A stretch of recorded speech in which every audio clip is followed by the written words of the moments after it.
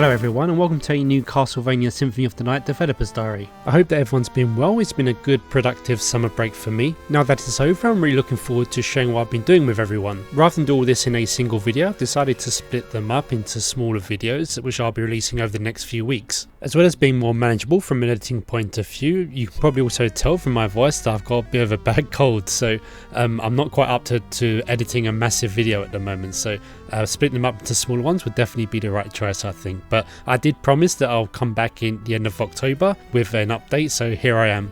And the update I'm going to give is something that's just happened over the past few days, and that is a first look at the outer wall level. Anyone who follows our pixel artist Pyron on Twitter will have noticed a few days back that he published a screenshot of the outer wall. After he sent me through the graphical assets, I of course couldn't wait but to put them into the game straight away and see how they looked. And of course they look fantastic. Thankfully we already have the music for this particular part of the castle. Inglebard actually did it 2 years ago now, so time really flies, and it's great to finally get some graphics and some programming to go with the great music that Inglebard did.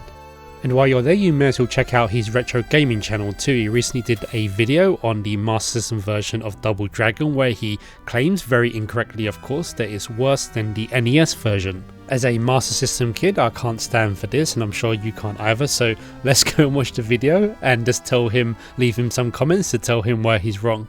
Getting back to Castlevania, these are the assets that Byron just sent me through the last few days, and you can see that we have around maybe half the assets for the outer wall area, because it's a pretty small area to begin with, and I've just been playing around with them and seeing how they could match up in the level. Now, one of the most difficult things with this area is making sure that the bricks line up. So I think the original creators did a really good job, and Byron did a great job too in setting up the tiles, and as you can see here, I've just matched them, so I have like a mirrored image, and in the middle the bricks do match up. Now as we go to see the actual level that I put together, you'll notice that I did make a mistake here. I was still a little bit feverish when I did this, and you can see here that there's a bit of a mismatch when I pasted the tiles, the bricks to the left hand side.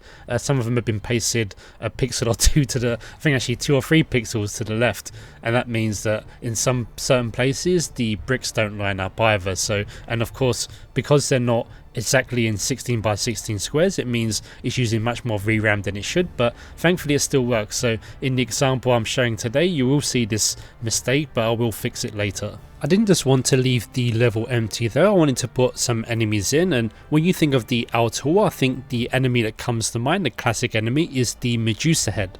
Trying to convert the level assets from the high color PlayStation version to the low color Mega Drive version is enough work in itself, so I don't want to bother Pyron too much whenever I want to do an enemy or so on. So as well as doing the Castlevania project, I know he's doing other things too. For example, this great port of Windjammers, he's doing it with a programmer called Format C, which he just released a video from that you should check out. I'll leave a link in the video description as well. And I also want to do some pixel art myself. I want to practice. Of course, the art director of the project remains as Pyron, but as the programming side gets a bit easier for me, hopefully I can use some time to help out with the pixel art part as well. I've recently managed to find a really neat feature of the PlayStation emulator DuckStation where you can actually advance the game frame by frame.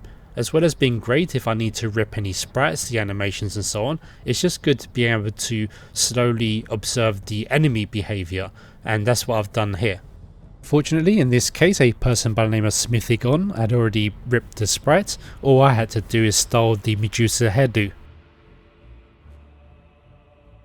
As always with the Mega Drive, the biggest challenge is the colours. So first of all, I had to make sure that the colours in the original are changed so they match the colours that actually exist in the 512 palette, and then I had to make sure that the sprites themselves use a maximum of 15 colours so it could fit into the palette, and that had to be shared between both the blue Medusa head and the golden one too.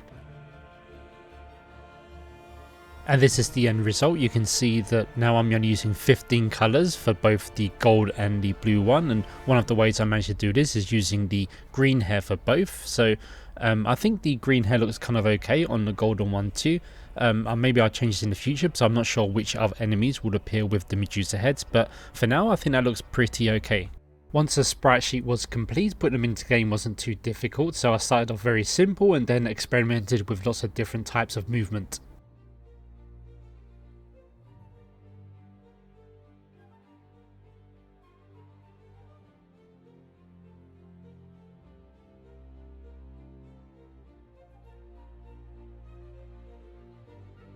While doing this, I thought I'd have a little bit of fun and just try some very unorthodox movements rather than trying to imitate the real game. As you can see, there's some of them are pretty wacky, especially this next one, which is super fast. Maybe I'll save this for like a super hard mode or something.